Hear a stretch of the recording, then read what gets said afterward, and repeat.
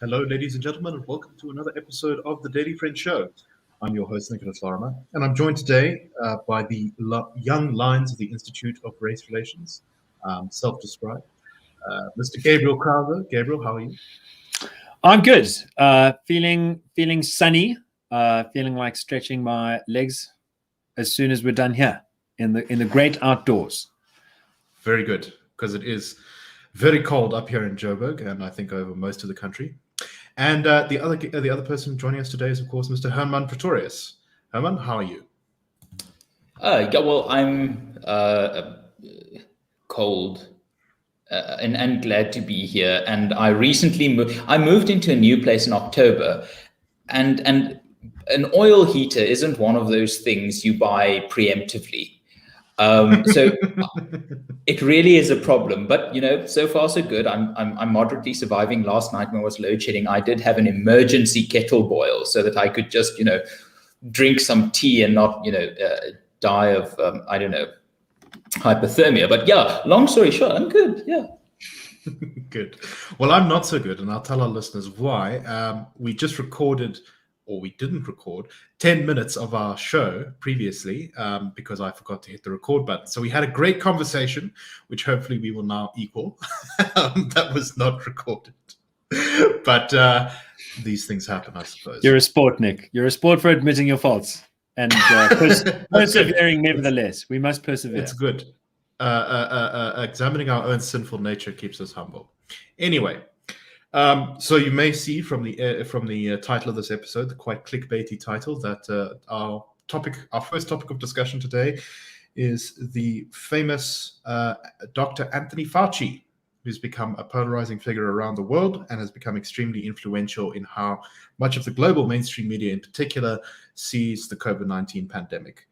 In the US, you have the left holding him up, or at least some of the left holding him up as a kind of patron saint of COVID and the antidote to all things Trumpy. And on the right, you see people holding him up as some sort of sabotager of the great hero Trump and a menace to all American freedom and society. It's a strange place for a public health official who is largely unknown before this pandemic to be. And so I guess one of the things we're going to talk about today is a number of news outlets got a freedom of information request granted to them, or at least partially granted, where they got a large number of emails from within the Trump administration while Fauci was working with Trump there. And these emails were basically them trying to find out whether Fauci was being pressured behind the scenes by Trump to say certain things. Gabriel will get into some of the details of that. But some interesting things have emerged about what Fauci was saying to the American public and to the world at large, because, of course, America set so much of the tone for our debates on things like COVID. Gabriel, would you like to repeat the wonderful talk you just gave that we didn't record? Sure, no problem. Happy to say it many times. So I think the first thing to know about these emails, which were requested by CNN, the Washington Post, and BuzzFeed, is that although thousands have been released, they've been redacted. So we can't really see everything that's going on.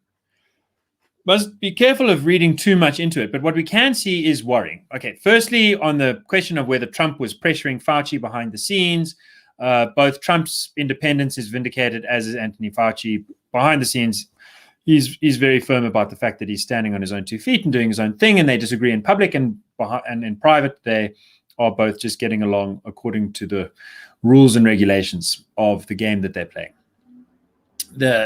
In other words, the reason that the fire application was made turned out to be not particularly significant if you compare it to the other revelations that have come from the emails.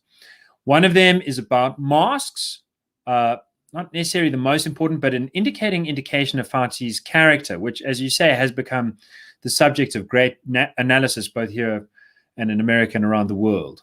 So when the coronavirus first struck, the issuing guidelines were both from the WHO and from America's NHI under Fauci that masks are not very helpful. Don't worry about masks. And then a couple of weeks later, they said, no, that's actually not true. Masks are very important. Everyone must wear masks. And eventually they ramped that up to saying that it should be the law that you have to wear a mask, even if you're outside having a jog. Now, the WHO and the NHI, Fauci effectively admitted that they lied, but they said we lied for a good purpose. We were very worried that if everyone thought that they need a mask, they're all going to go buy masks. And it's even more important that nurses have masks. And so we'd run out of masks. So we had to lie to get people to not buy too many masks too soon. Once we got manufacturing ramped up, then we could tell everyone that masks are a really good idea. What the emails reveal is that Fauci not only lied, but he lied about why he lied. Because in his emails, he gives his honest view to his colleagues that he thinks masks are useless, at least useless to stop you from catching the disease. He says the viral particles are much too small. They can move through the filter of the fabric of the mask and have no real impact on your likelihood of catching the disease. He did say it's possible that it can stop you from spreading the disease. It reminds me of an old Spanish poet who visited New York in the 1930s and says, wonderful country, they're all like children. They act out and they're very brash and they don't know how to cover their mouths when they sneeze or cough. They haven't been taught good manners. And so it seems like Fauci's thinking, people can't like sneeze into their elbow or into their hand. So if you just give them a mask, maybe that'll be helpful for them. But for the rest, it's useless. That is his private view.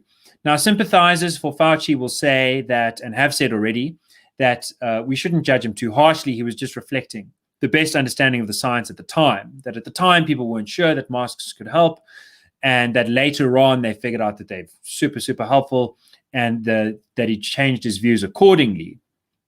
That's just not really true if you follow the data into mask investigations. People have been wearing masks in medically intensive contexts for over a century, certainly for the last 50 years, and that's been intensively studied. So most of what we know about masks and aerosols and droplets and the spread of viral contagion is stuff we knew from before the plague. That which we figured out subsequently doesn't really contradict it all that much. There hasn't been nearly the kind of shift in the data that one would need to justify this thought that Fauci was following the science. Really, Fauci was just clearly being a hypocrite. The third revelation, however, is much more profound. And this is to do with America's role in potentially aiding the creation of the coronavirus. The long and the short of it is that America had been funding a company called EcoHealth, which is run by a man called Peter Daszak, who I wrote about on the Daily Friend. And they were working in the Wuhan lab. And according to Peter Daszak's own words, in the December of 2019, they were doing a great job of creating coronaviruses that could infect mice that had been sort of genetically engineered to be like human beings. So if this infects this kind of mouse, then you can be sure it'll infect this kind of human being. And the thought was, if you can artificially create a virus that is a bit like SARS-1, if you can create SARS-2, then maybe you can get ahead of the curve in creating a vaccine. But that all relies on the virus not being leaked before you've created the vaccine, which is what might very well have happened. So Fauci's emails indicate that very early on in 2020, and around February, his colleagues drew to his attention the fact that genomic analysis of the SARS-CoV-2 virus indicated pro tanto evidence that it was not natural, that it was in fact artificially created. Immediately thereafter, Fauci sends off some frenetic emails to other colleagues saying, look, we've got a lot that we have to do right now, and attaching documents referring to gain-of-function research that had been put on hold and then taken off hold during the Trump administration. So no one comes out of this looking good, neither Team Red nor Team Blue. Now, we're not sure exactly what those documents say because they've been redacted, but we do know that not that long thereafter, Fauci was making public comments supporting the natural origins hypothesis and discrediting the lab leak hypothesis. We also know that Peter Daszak, the very man who made a lot of money out of this kind of research more broadly, then sends Fauci an email to say, hey, thank you so much for supporting the cause, for convincing people that it's crazy. We mustn't think about the lab leak thing, and we should just suppose that it's a natural hypothesis. Now, just to spell out Peter Daszak's amazing accomplishments, although he worked with the Wuhan lab and therefore knew better than anyone else what kind of research that they were doing, knew better than anyone else that the lab director herself, as soon as SARS-CoV-2 was discovered in the wild, couldn't sleep for a week because she thought it might have leaked from her own laboratory, because it's the kind of thing that might have leaked from her own laboratory. He, in February last year, led a team of scientists to write a piece in The Lancet to say it's completely crazy conspiracy theory to think this could have come from the lab, and no one should do that unless they're sort of racist against Chinese people. He didn't admit his conflict of interest, it being the case that it was kind of his lab. And he then got a position in the WHO to investigate himself. So he's an amazing guy, and the fact that he's thanking Fauci for help is an amazing thing. Now, this all sounds like very bad news in a way, and it might be bad news for Fauci, but I think it is part of a very good news story for the scientific community at large.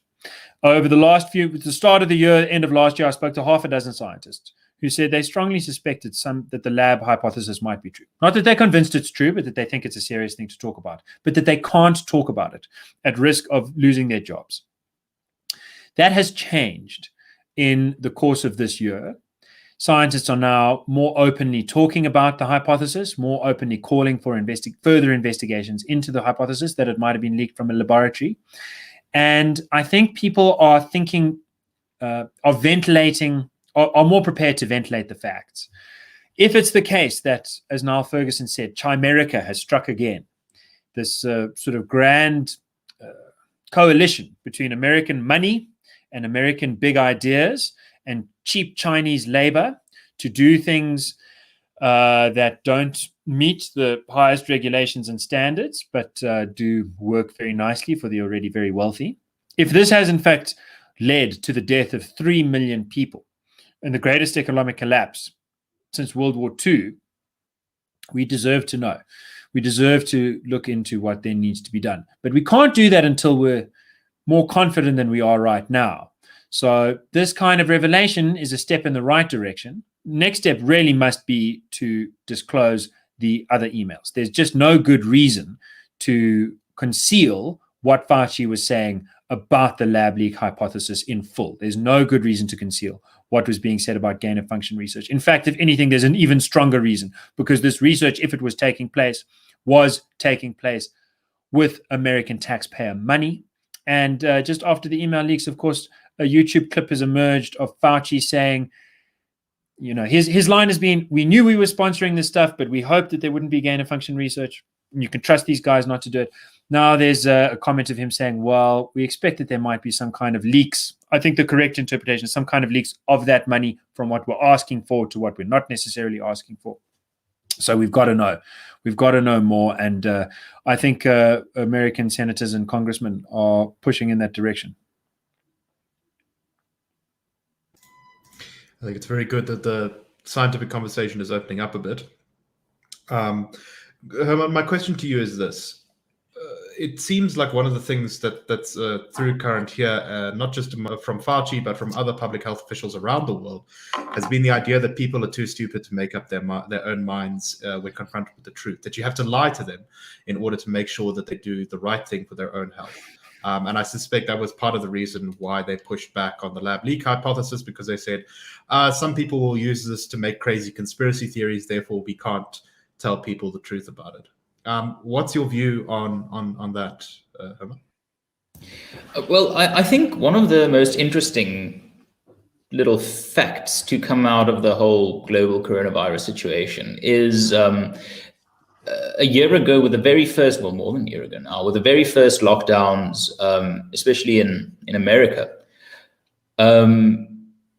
data from Apple and Google indicate that ordinary civilians started limiting their movements and behaviors long before, well, not long before, but a week or two before lockdowns were starting to, become the flavor of the month and the policy that everyone had to follow. So I think on that basis enough, there's some empirical reason to think perhaps people aren't as stupid as the bureaucrats think. Now, whether Anthony Fauci is a good guy or a bad guy, I don't know, and that's not really for me to decide, and I just don't know enough to make that call. But what I do know is that I find it particularly worrying, especially in what is supposed to be the greatest democracy in the world, a country based on codified delineation and division of power, that in that sphere, you have people like Anthony Fauci essentially taking over government power, government decision-making power in a weird way. Now, as long as he's an advisor, that's all good and well. All presidents need advisors. All politicians should rely on experts. But a dangerous thing has happened in America and is, I'm afraid, happening in Europe and might start happening here, but I don't know, is that a fourth branch of government has been created. Traditionally, you've got three branches of state. You've got the maker of laws, Parliament or Congress. You've got the applier of laws, the executive, the union buildings or the White House. And then you've got the judiciary, the court, checking whether these other two are doing their jobs properly. And these keep each other in check. And the tension between them is absolutely vital to accountability and transparency and democracy. And what really scares me is that someone like Anthony Fauci, without any democratic mandate, with no scope for democratic accountability, is in a position to make decisions that by right should be the province of elected or at least constitutionally mandated people. So in America, you've got the existence of a fourth branch of state, the bureaucratic branch of state, where cowardly democratic institutions over a century have outsourced and outsourced and outsourced decision-making power to non-governmental, non-constitutional bodies. And you end up in a situation where someone like Fauci can have this level of power. If he is going to be a political actor and he's going to make political decisions as to whether a piece of information going out publicly will make the political system weaker, then he must stand for office. But what we are now faced with is a situation where a supposed independent academic, scientist, medical practitioner gave advice that wasn't medical. That gave advice that wasn't scientific, but was actually political, in that we shouldn't trust the people with this knowledge. It wasn't his call to make. And there's no avenue to hold him accountable or to punish him for that. And it's not, sadly, his fault. It's the failure of 100 years of politics where citizens have created a political class and where the political class have ensconced themselves to get the support from the voters, but not the responsibility or the accountability. So I think it's a systems failure that I hope can be addressed. Yeah, I think that's pretty well said. Gabriel, any final thoughts on this topic before we move on? Yeah, let's just bring it back home a little bit. We have William Kiese with Digital Vibes and Anthony Fauci, who is like America's William Kiese. And what's analogous and interesting is that there's a difference between science, which is to say a method of triangulating from different perspectives onto one and the same only world that we all co-occupy, and scientists, doctors, professionals, people that don't necessarily tell the truth and don't necessarily have everyone's best interests at heart. Now, my worry is that in the process of discrediting particular scientists, we end up discrediting science itself. And science, the idea that we all live in the same world, is strangely unfashionable. There are great currents. We talk a lot about critical race theory, but it's not the only one, which have increased this belief in sort of a kind of personal truth, a kind of an occult reality where what I see is not the same thing as what you see. And you can't really build policy out of that. And you certainly can't get along with your neighbors very easily if you don't sort of accept that there's one street that's kind of made out of the same stuff from whatever perspective you're approaching it on, that you cross to find each other in the space of reason. So I hope very much that we can resist the temptation to give up on science and instead go for proper policy reform, both here and there, and also proper accountability. And in that regard, South Africa is not looking good. I think Fauci is more likely to be removed than William Kiza, even though Fauci is, as Hermann says, in a systemically stronger place.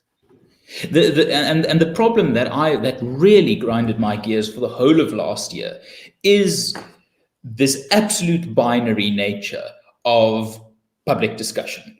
You are either pro-Trump, thinking he is the second coming, or you think he is Hitler incarnate. You either think COVID is the end of humanity or the sniffles. There's no, and this aggressive commitment to the extremes, and that's the thing that's sort of dangerous here. On the one hand, this is going to become a Trump was right, Fauci was wrong thing, while it actually should be more nuanced than that. It's not expert scientists, screw you, mark to the Trumpians.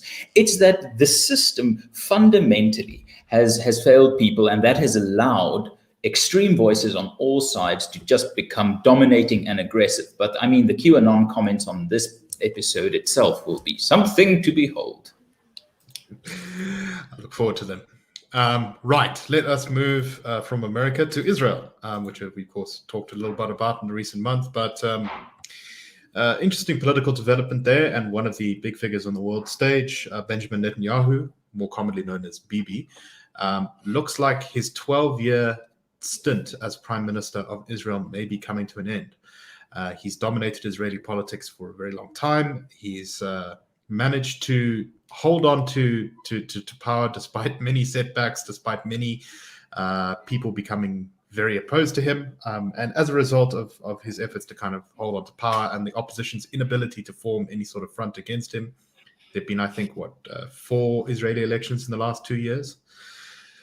And it looked like Israel was heading for a 5th because no coalition government could be formed. And yet, at the last sort of minute, looks like Benjamin Netanyahu's opponents have managed to stitch together a coalition that will muster a majority in the 120-member parliament of Israel. The coalition consists of 8 parties from across the political spectrum who are united basically only by their dislike of Benjamin Netanyahu. And they've decided that there will be a rotating prime ministership where Yair Lapid and his main coalition partner, Naftali Bennett, will swap. So one of them will be prime minister for 2 years and the other one will be prime minister for 2 years. If it lasts, it's a little bit of a shaky agreement. Yeah, it's a little bit of a shaky agreement. Let's see if it actually goes on that long. One of the interesting developments of this is despite the recent conflict there, it looks like an Arab party is going to form part of this coalition, or at least supply some votes for it, which will be a first in Israeli politics, where the Arab parties have tended to not be included in any governments or governing coalitions. And so, there's I think it's quite an interesting development in their parliament there. Gabriel, I don't know who to start with here. Let's start with you, Hermann. Hermann, Benjamin Netanyahu has been very good at wriggling out of these things in the past. Do you think he's going to get out of this one? I see that the opposition has called for a quick vote in parliament to try and topple him before he can do something. There's now about a period of 2 weeks for this new coalition to assert its legitimacy as a majority in the Knesset. The problem here for them is that they're up against probably the stereotypical dirty, street fighting, cunning politician on the world stage. I mean, only someone like Angela Merkel reaches the longevity of office that Benjamin Netanyahu has achieved. And she at least did it with most of the time something resembling a majority mandate. In his case, for 12 years, I mean, his rise to the prime ministership was surprising in 1996. So Netanyahu is not someone to take lightly. And I would I wouldn't be surprised if he manages to cobble 1 or 2 Knesset seats away from the coalition in the next 2 weeks. Now, I don't think it's likely, but there is a possibility of that. But to Gabriel's point about if it lasts, these sorts of design things never really make it in the world of realpolitik. Locally, you can look at the government of national unity and we will share this and we will share that. It never ends well. It never ends well. The only country where coalition government works sustainably, I think, would be something like Australia, where both parties know for 70 years now what they're heading in for. And I wouldn't be surprised if this majority collapses before even the first cycle of that prime minister shuffle kicks in. Yeah, I think that's probably very likely. Israeli politics is very fractious, and governments fall all the time, or at least parties change all the time and go up and down. But Netanyahu has been the one constant that's remained through all of it. Gabriel, your thoughts? Yeah, nothing to add really, except saying I think it will be really positive if an openly Arab party is part of the governing coalition. And I think that security is going to be a major concern. And the politicians play a role, but the military is also its own thing. Maybe it can hold itself together through a bit of political instability for the next few years. It's certainly been a lot of political instability for the last few years. But watch this space. Bibi might wriggle out of it. He has done it before. Let's see if he can do it again. Anyway, we don't have much time, but I just want to briefly move on to our last story, which is that the Black Business Council's president, Sandile Zungu, has said that Black economic empowerment targets are not ambitious enough in South Africa, and that currently all these targets do is, quote, accommodate Black people through corporate restructures, whereas the country needs economic restructuring.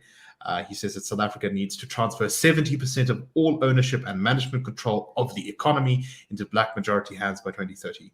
Gabriel, your thoughts? Yeah, I debated Mr. Zungu on TV for an hour a month ago. And after about 5 minutes, he started calling me a racist. And here's why. I started out by saying Stats SA shows that although in 1994, white people earned about 85% of national income, by 2015, Black people in the broader definition earned 70% of all income.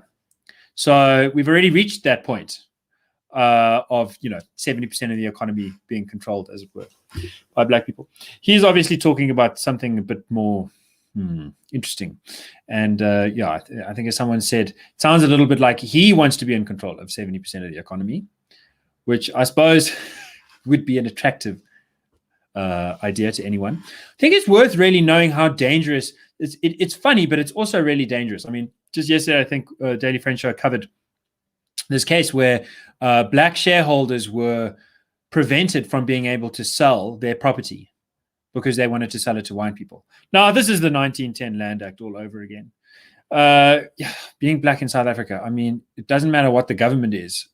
It's like, for the last 100 years, pretty much without fail, with a small little interregnum, people won't take you seriously when you say, I want to own this. 20 million people, 23 million people don't own the homes they sleep in because it's owned by the government. Can't sell it. When people do get leases, they get removed. When people do manage to buy shares in a big company, then they're not allowed to sell them when they like. All because someone like Mr. Zungu has an idea, a very big idea, very exciting idea. And it's a very dangerous bloody thing, and it's worth opposing. Definitely. Hermann, in 30 seconds, your thoughts. I just want to give one fact. BEE officially begins as government policy in 2005. Black unemployment in that year, 31.5%. It's now above 37. So in the 15 odd years that BEE has been government policy, the Black unemployment scene in South Africa has gotten worse. So let that speak for itself. Well said. I'd like proponents of BEE to point out one economic success. Anyway, that's all the time we have for today. We will see you next week. We hope you enjoyed the show. And yeah, please like, comment, subscribe, share the podcast, the video, all that good stuff. And have a wonderful weekend. Cheers, everyone.